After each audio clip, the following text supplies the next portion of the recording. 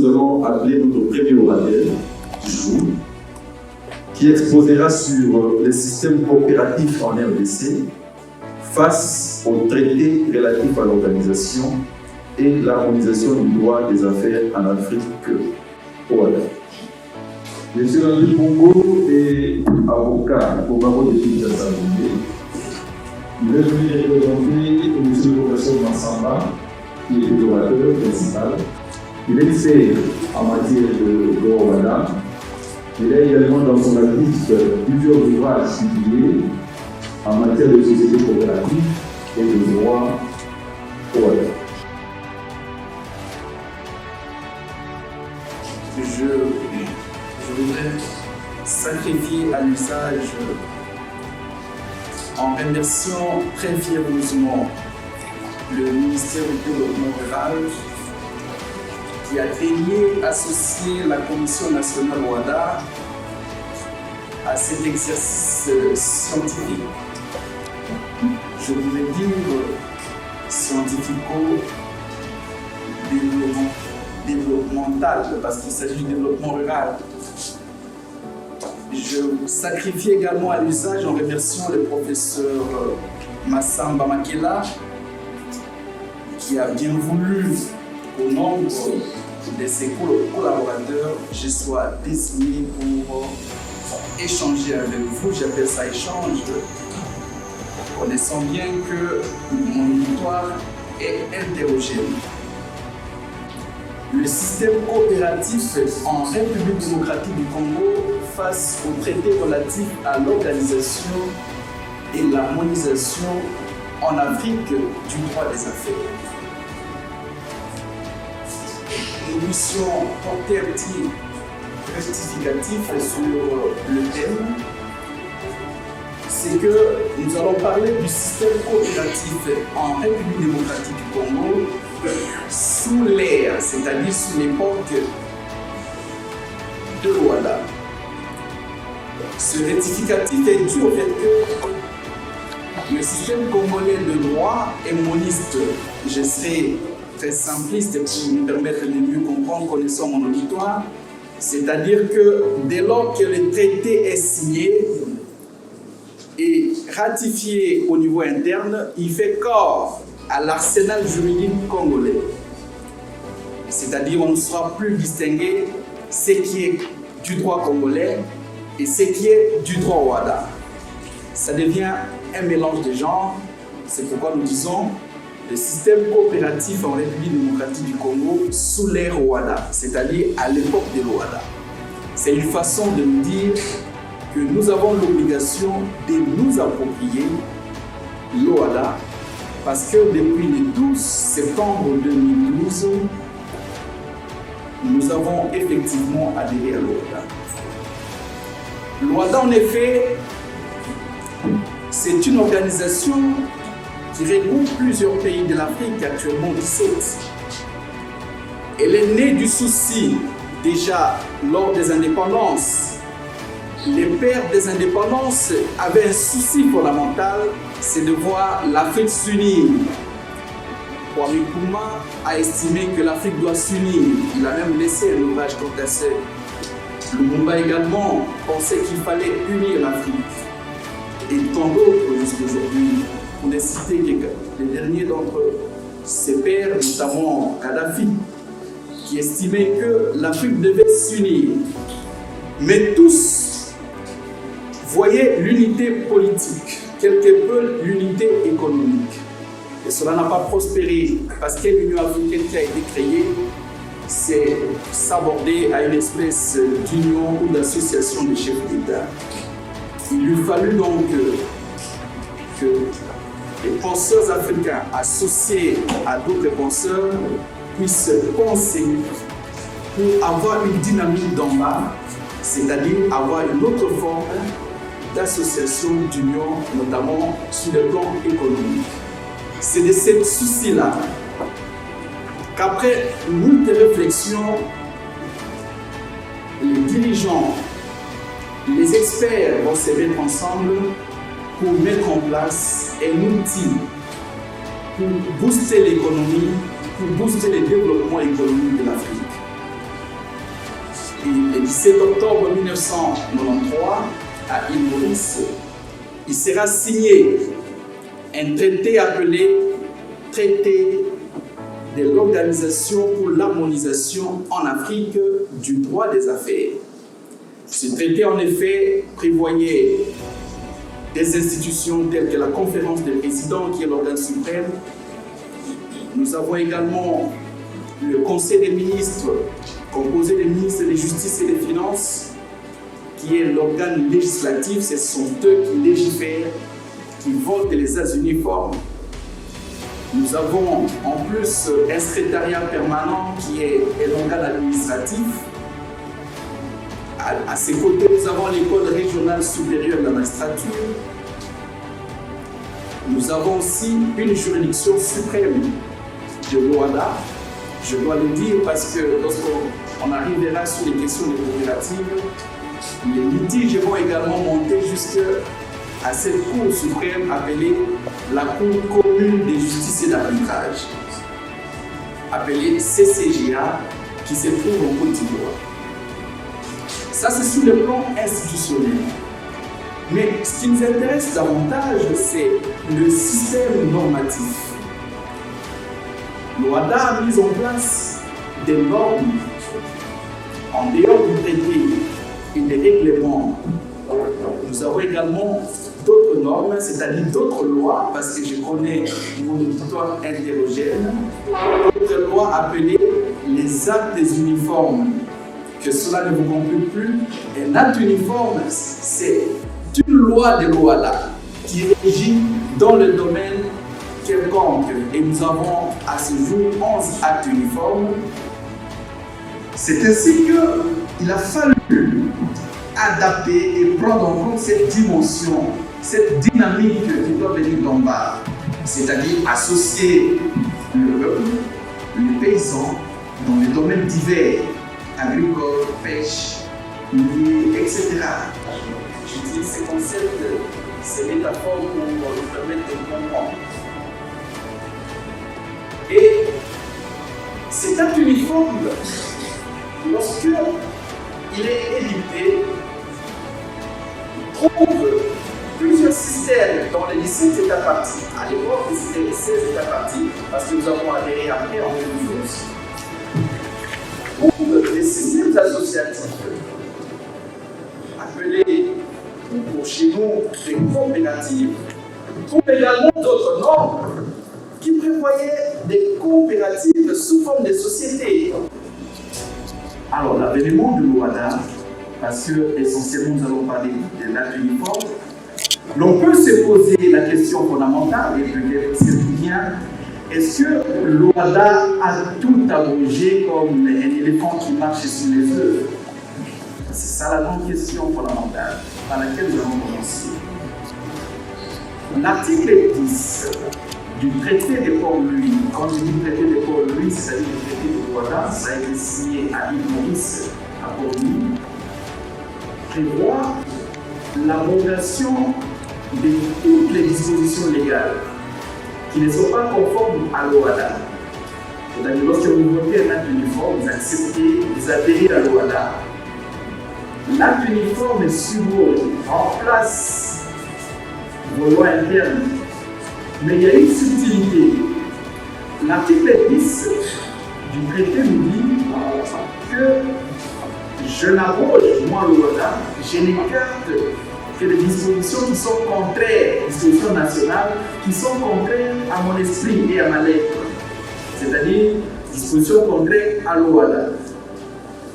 Au-delà de l'article 10 du traité, notre acte uniforme sur les sociétés coopératives, je pourrais peut-être lire, à l'article 396, nous dit clairement et répond presque les termes de l'article 10 que cet acte uniforme vient abroger. Abroger, c'est-à-dire annuler, je mets ces mots-là pour. Ce n'est pas adapté, mais je connais mon auditoire. Annuler les dispositions internes, de droit interne, qui ne sont pas conformes à lui. C'est-à-dire qui donnent comme régime juridique coopérative, on dit une coopérative c'est une association, eh bien là, ce n'est pas conforme à l'acte uniforme. Dans ces cas, cette disposition-là est abrogée parce qu'elle est non conforme à l'acte uniforme relatif au droit de société coopérative. Cet acte uniforme nous donne une définition aussi. Donc, le premier élément, c'est que l'acte uniforme vient abroger, mais ce n'est pas une abrogation totale, c'est une abrogation partielle, c'est-à-dire des dispositions qui ne sont pas conformes. Et je viens de donner un dernier exemple ici en disant que actuellement, parce qu'il s'agit des sociétés, l'on ne peut plus parler des associations ou des ONG. Nous devons nous conformer à l'OHADA, et nous allons bientôt le voir, à ce principe, au principe coopératif mis en place. Mais au-delà de la question d'abrogation, l'article 2 du même acte uniforme prévoit que cet acte uniforme est d'ordre public.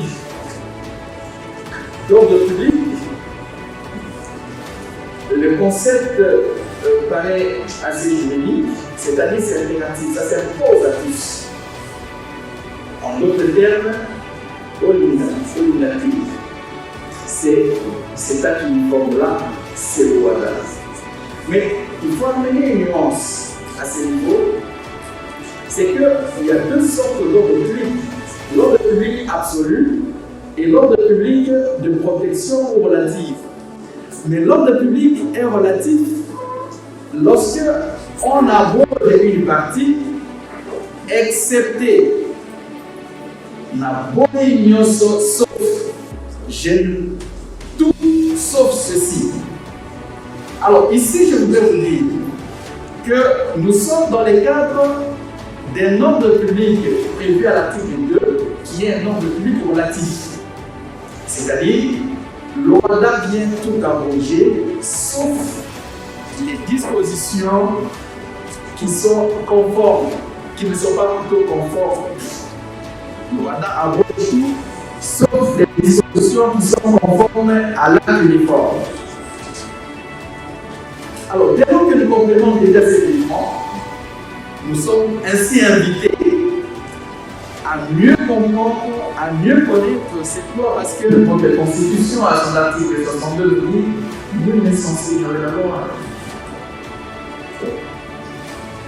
Alors, mais si cette question de l'abrogation est déjà résolue, et on peut dire peut-être déjà ici appréhendée, il est aussi nécessaire de comprendre la distinction qu'il y a entre une société et une association, parce que jusqu'à ce jour, il y a certaines personnes qui estiment que les coopératives doivent demeurer des ONG ou des associations où les deux systèmes coexistent. C'est-à-dire que vous pouvez choisir soit d'être une société, soit d'être une association. Mais alors, nous revenons sur un élément important pour distinguer une société d'une association, pour voir si les sociétés coopératives sont des sociétés réellement ou laissent une place aux associations. La distinction qu'il y a entre les deux, premier élément, en des termes techniquement juridiques, les membres d'une association, on les appelle des sociétaires, alors que les membres d'une société, on les appelle des associés. Ça paraît un peu bizarre. Les sociétaires sont les membres d'une association, alors que les associés sont les membres d'une société. Et pourtant, ça devait être complexe. Mais il en est ainsi. Ça, c'est le premier élément. Les sociétés coopératives, dans les sociétés coopératives, les membres, on les appelle des associés ou des coopérateurs. Deuxième élément. Dans une association, les membres ne partagent pas les excédents réalisés, c'est-à-dire le bénéfice ou le profit, Par contre, dans une société, à la fin, s'il y a des excédents, comme dans les sociétés coopératives, on se partage les excédents entre parties. Et il est bien écrit à l'article 9 de la téléphone que à la fin de l'exercice, les membres, c'est-à-dire les associés d'une société coopérative, se partagent les excédents. Non seulement les excédents, mais également les pertes. C'est comme toute autre société. On se partage non seulement à la fin de l'année, à la fin de l'exercice, le 31 décembre, après avoir analysé les états financiers, on se rend compte qu'il y a des excédents. Eh bien, la nuance ici, c'est que ce qui rend un peu, quelque peu exceptionnel les sociétés coopératives, c'est qu'à la fin, au nom du principe de l'égalité, à la fin, s'il y a des pertes, vous partagez de la même manière, quel que soit votre apport. Et s'il y a des excédents aussi, vous partagez de la même manière, quel que soit votre apport. Si moi j'ai amené $10 000, plutôt parce qu'il s'agit généralement des paysans, si moi j'ai amené 1000 francs congolais et quelqu'un d'autre a amené 3000 francs congolais, quelqu'un d'autre a amené 500 000 francs congolais, lors des partages des excédents, au nom du principe coopératif d'égalité, tout le monde aura le même quota. On se partage de la même manière. Cela constitue une exception par rapport au droit commun des sociétés où les associés se partagent au global de leurs apports. Alors, je suis en train de distinguer l'association d'une société. L'association, à la fin de l'année, on ne se partage pas les excédents, alors que la société, on se les partage. Donc, on peut arriver à une conclusion logiquement scientifique que les coopératives ne sont pas des associations, mais ce sont des sociétés, mais une société sui generis, c'est-à-dire qui sort du régime des droits communs. Je vais les démontrer. Donc, on peut conclure sur la nature juridique d'une société. Je suis quelqu'un qui avait une palette de préoccupation de voir est-ce que le régime est une association ou une société. Eh bien, je n'ai pas voulu de façon lapidaire pour dire que voilà, c'est une société. Nous venons de faire l'exercice d'analogie pour comprendre, pour arriver à une conclusion qu'il s'agit bel et bien d'une société. Mais j'ajoute, c'est une société sui generis, c'est-à-dire une société qui déroge, qui est un peu exceptionnelle. Et que c'est nous là. Pourquoi c'est exceptionnel? Pour plusieurs raisons. Mais pour nous les paysans, nous estimons que cet acte était un peu discriminatoire parce qu'il était là simplement pour aider ceux qui ont déjà de l'argent pour créer des grandes sociétés. Celui-ci, et cet acte-là, en son article 6, a mis en place 5 formes de sociétés. Société à responsabilité limitée, société à commandite simple, à nom collectif, société anonyme et société par action simplifiée. Mais parce qu'il y en a 5, et que parmi ces 5-là, nous ne voyons pas la société coopérative, nous pouvons dire que c'est une société qui sort de l'ordinaire, donc sui generis. Si vous allez devant les juges lorsqu'il s'agit d'une société coopérative, et vous dites, moi je veux faire annuler cette coopérative en raison de l'incapacité de 2 ou 3 de leurs membres, eh bien, les juges ne pourront pas se précipiter pour faire annuler les actes sociaux du monde. Il va accorder un délai à son gré, il peut même aller au-delà de 3 mois à la société coopérative pour s'organiser, pour régulariser. C'est moyen comment on a choisi un peu les sociétés coopératives. Par contre, là, c'est la rigueur. Mais dans les sociétés coopératives, on vous accorde des délais. La même chose, même lorsqu'il y a une vice de consentement, les vices de consentement pour les sociétés de droit commun conduisent à la nullité. Parce que ça renvoie à l'article 8 du Code civil congolais de droit, je ne voulais pas être assez juriste.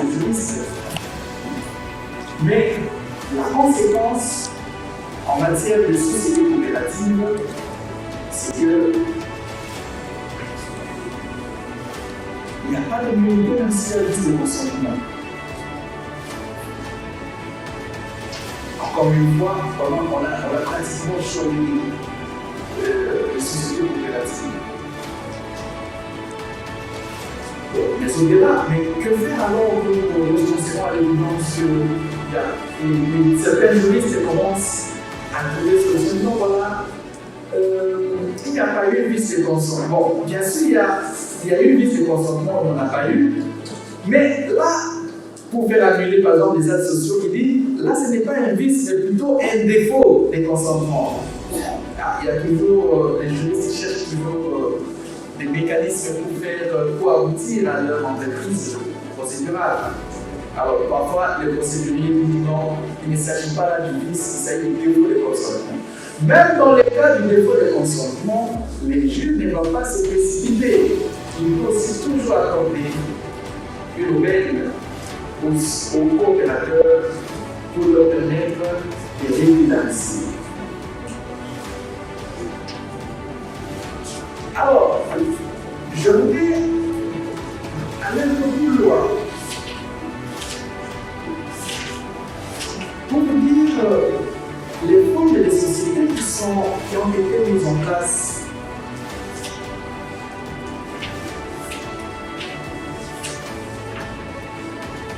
Les formes des sociétés, c'est un uniforme a mis en place deux sortes de sociétés, deux types de sociétés coopératives. Les sociétés coopératives simplifiées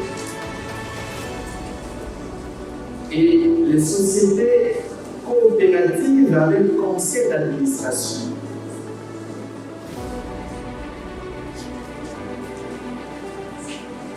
Je vais écrire quelques différences entre les deux. Bien sûr, c'est l'enseignement des 30 heures, mais nous allons résumer. La société coopérative simplifiée, SCOOP, avec S, S-C-O-O-P-S, société coopérative simplifiée, se distingue de son homologue par le fait que, en termes de nombre dans la création, le minimum c'est 5. On peut aller jusqu'à 5 personnes, le minimum. Et le maximum, on peut aller à l'infini. Oui. Par contre, pour les sociétés coopératives avec le conseil d'administration, le minimum c'est 15 personnes.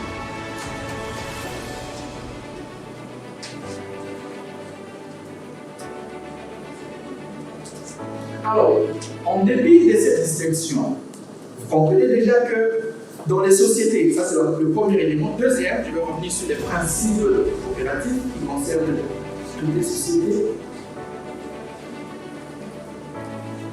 Dans les deux sociétés, d'abord dans la société, dans les coopératives sous forme simplifiée, au-delà du fait que on peut aller au minimum 5, il n'y a pas de conseils d'administration.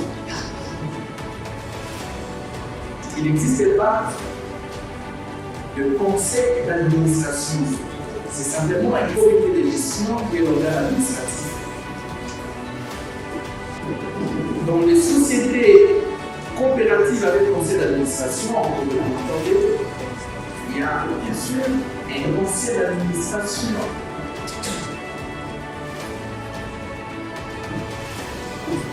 Et là, il y a un président du conseil d'administration et son adjoint. En dépit du fait que vous êtes président, vous êtes adjoint, etc. Au nom du principe de l'égalité dont je viens de vous parler, d'abord, vous n'avez pas de salaire.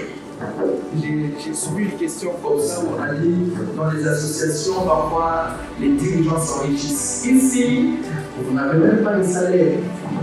Et il vous a même demandé d'engager des dépenses. Et surtout au début, lors de la création ou de la formation, pour que l'on vienne vous restituer. La loi reconnaît ça. D'engager les dépenses et par la suite on peut restituer.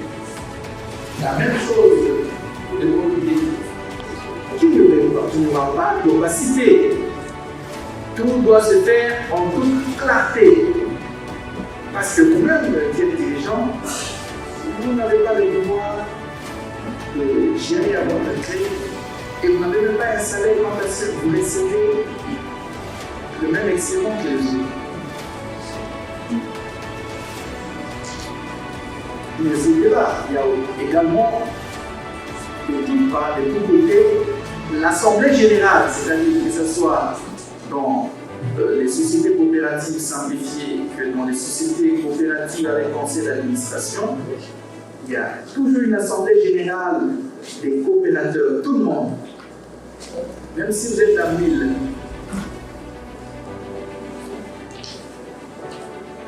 C'est l'organe souverain. Donc, c'est l'organe suprême et souverain.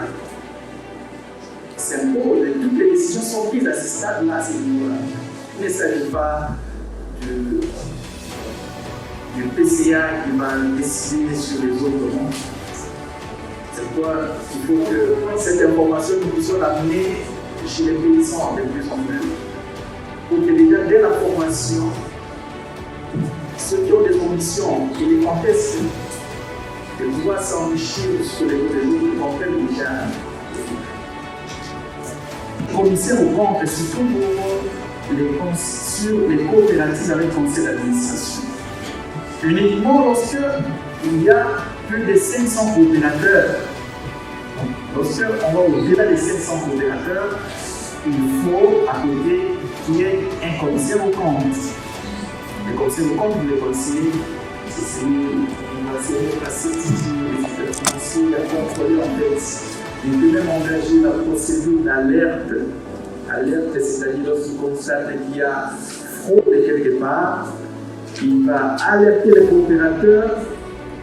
Et si cela ne prospère pas, il peut même saisir l'officier du ministère public pour arrêter celui sur qui pèsent les soupçons de détournement ou de malversation.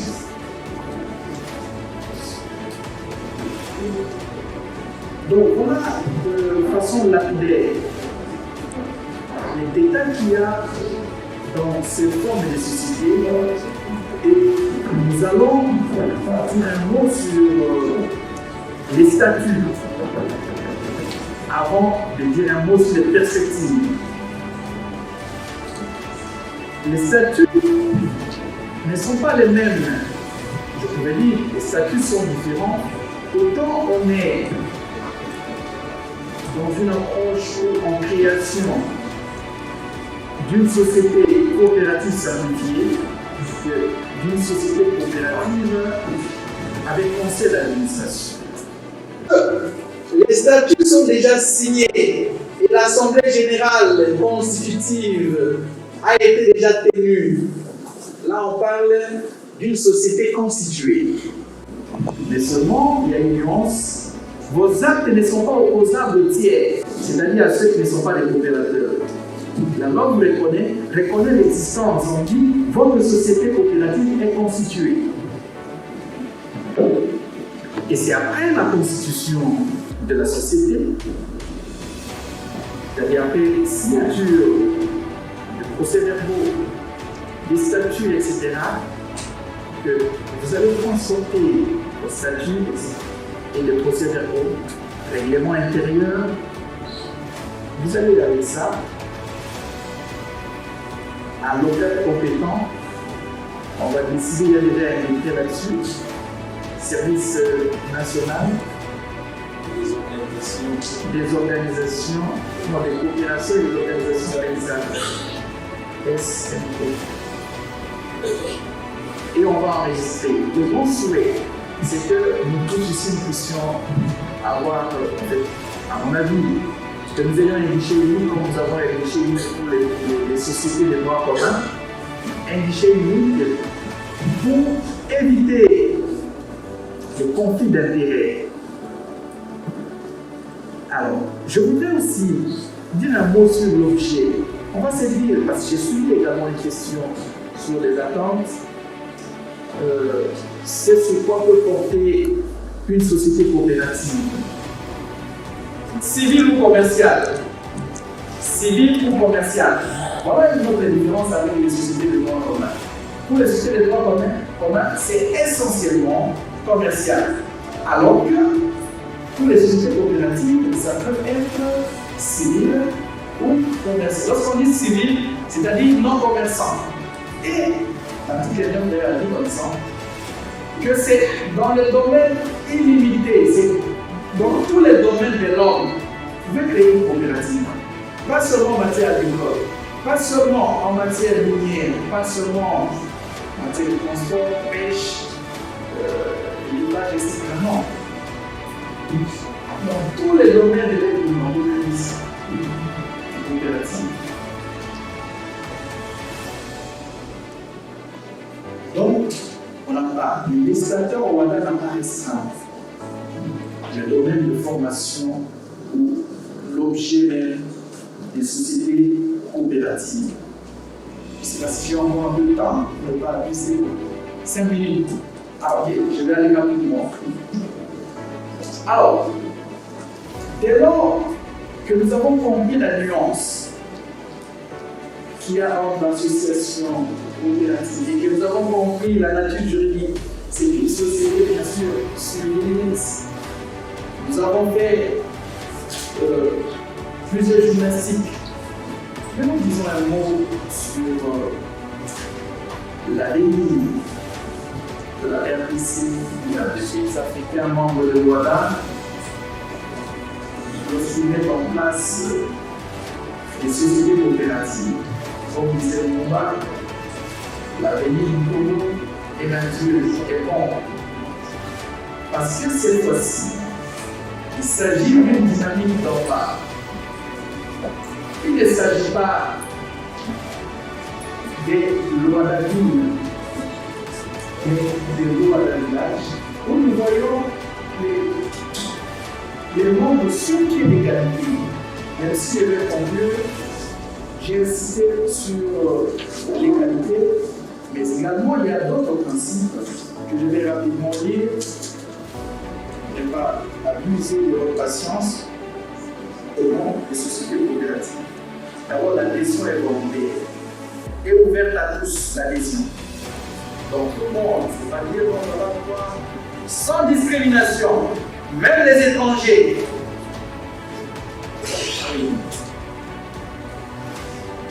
Le pouvoir démocratique exercé par les coopérateurs. C'est totalement démocratique. Je vous ai dit que l'Assemblée générale, c'est l'organe suprême, l'organe souverain. La participation économique des coopérateurs, l'autonomie et l'indépendance. Il ne faudrait pas que vous créez une coopérative et il y a un patron, un politicien qui commence à envoyer l'argent pour faire ça. Vous ne créez pas avec ses émotions. Non. Il faut être autonome et indépendant sur tous les plans. Il faut également une bonne éducation pour les coopérateurs. Bonne éducation pour les coopérateurs. Et même au niveau de l'information doit être égalité. Tout le monde doit avoir l'information. Vous allez créer un groupe de WhatsApp, mais il y a des gens, d'autres personnes n'ont pas de téléphone en ligne. Il faut trouver un mécanisme pour faire parvenir l'information.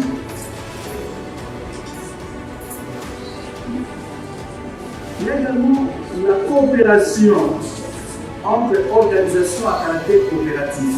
Nous avons plusieurs groupes de coopération. On peut s'agir d'une union L'union, c'est lorsqu'il y a au minimum 2 coopératives qui se mettent ensemble pour poursuivre un intérêt commun. Et même les dirigeants, mais ils ont les mêmes. Généralement, ils poursuivent un intérêt, chacun se retrouve dans ce qu'il fait. Et à part l'union, il y a une deuxième modalité, la fédération. La fédération, c'est lorsqu'on rassemble au minimum, non, au moins 2 unions. L'union, c'est lorsqu'il y a au moins 2 coopératives. Au-delà, la fédération, c'est lorsqu'il y a 2 unions au-delà, c'est-à-dire au moins 2 unions. Et la confédération, c'est lorsqu'on met ensemble au moins 2 fédérations. Et tout doit être enregistré au RCCM, au RCS, RSC, Registre des sociétés coopératives.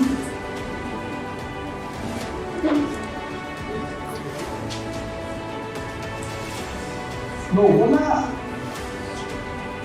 brièvement la portée des cet actes uniformes que je salue. Et j'espère que nous tous qui sommes ici, nous sommes intéressés par cela, parce que il ne faudrait pas que le développement du Congo se fait en dents des scies, ou plutôt à double vitesse, au niveau de la ville, au grand préjudice des paysans. J'ai dit, je vous remercie.